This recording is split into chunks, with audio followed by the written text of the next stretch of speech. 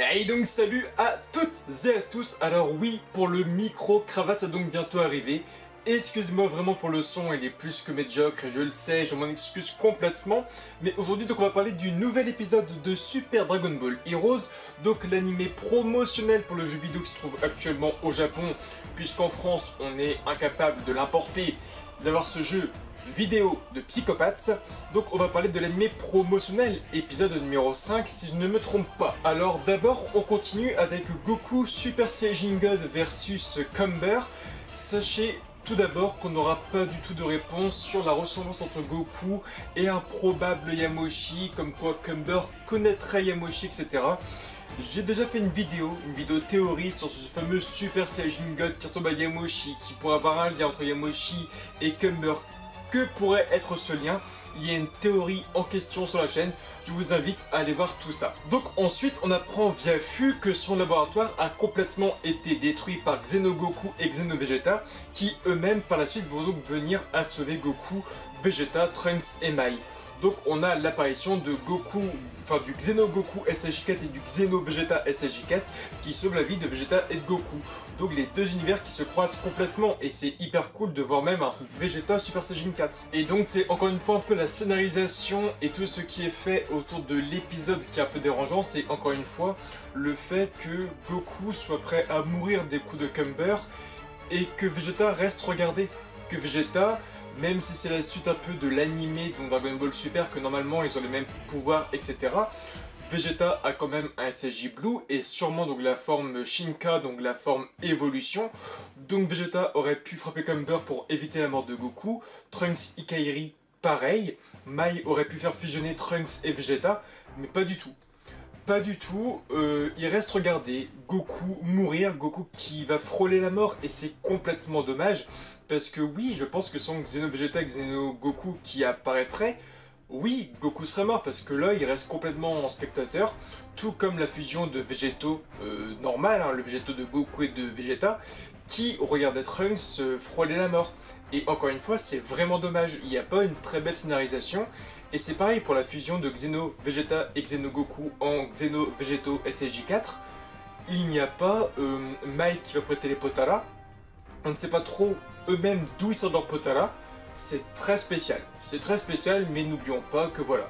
Le but de l'anime c'est de sortir plein de persos en un minimum de temps pour faire la plus belle des promotions. Et donc on a aussi l'apparition d'un Cumber SSJ3. Alors dans l'anime et le jeu vidéo Dragon Ball Heroes, voir des SSJ3 c'est normal, il y en a beaucoup. Il y a Bardock, il y a Vegeta, je crois même qu'il y a un Gohan, un Trunks, il y a un Gotenks adulte SSJ3. Donc vous en faites pas, la SSJ3 c'est normal, il y en a beaucoup et même peut-être un peu trop selon moi. Donc on a le Cumber SSJ3 contre le Vegeto, enfin le Xeno Vegeto SSJ4. Combat plutôt cool.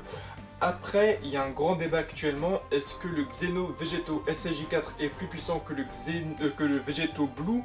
Il y a beaucoup de questions, c'est que d'un côté comme de l'autre, le Xeno Vegeto SSJ4 a libéré plus de puissance en un minimum de temps, et si vous prenez sur la durée de l'épisode, le Xeno Vegeto a duré très peu de temps par rapport au Vegeto Blue.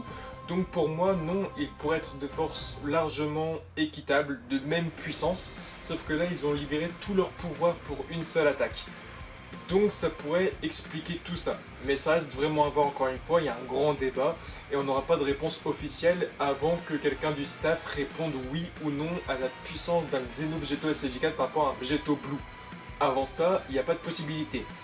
Mais selon moi, effectivement, le Vegeto Blue pourrait être plus puissant parce qu'il a quand même l'addition du Kaioken qui est un facteur multiplicateur. Et que via tout ça, il y a quand même un Vegeta Shinka et également un Goku Ultra Instinct. Donc le Vegeto pourrait être encore plus puissant. À voir. Donc ensuite, fin de la fusion pour le Xeno Vegeto SSJ4, Fu arrive, donc Fu commence un peu à péter un plomb. On va donc bel et bien normalement avoir un combat de Fu contre Vegeta SSJ4 et Goku SSJ4. Et à côté, nous avons un Goku qui se relève donc de l'attaque de Cumber et donc un Goku Ultra Instinct. Donc dans la logique des choses, on va avoir un Cumber encore une fois SSJ3 qui va réapparaître peut-être en plus puissant.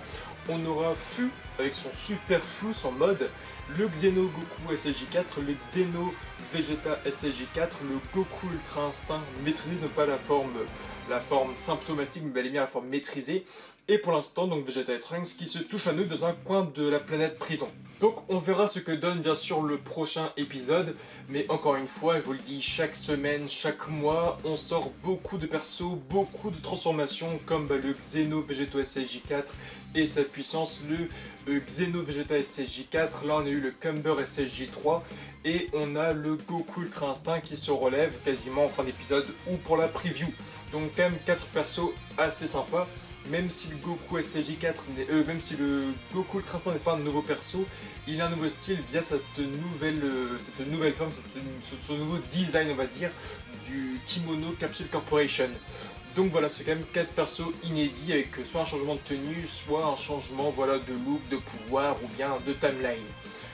Mais en gros, c'est tout ce que ça propose. Est-ce qu'on verra un jour un Cumber God, un Cumber Blue, un Cumber Berserker ou un Cumber SSJ4, on ne sait pas. Mais en tout cas, Superfu va passer à l'attaque contre Goku et Vegeta, donc les deux Xeno SSJ4. Quelle est sa puissance? Est-ce qu'il va complètement acculer les deux et Goku ira sur la fin du combat? On voyait également dans la preview que nous avions Cumber contre Goku, donc il est possible qu'on ait Superfu contre Xeno Vegeta, Xeno Goku, SSJ4, et à côté le Goku Ultra Instinct contre le Cumber.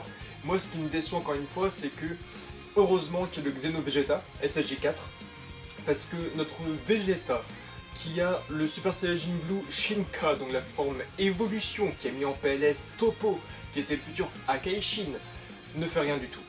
Et c'est hyper décevant, comme le cas de Trunks, hein, qui dans les jeux Super Dragon Ball Heroes a une forme SSJ3, etc., bah là il fait rien.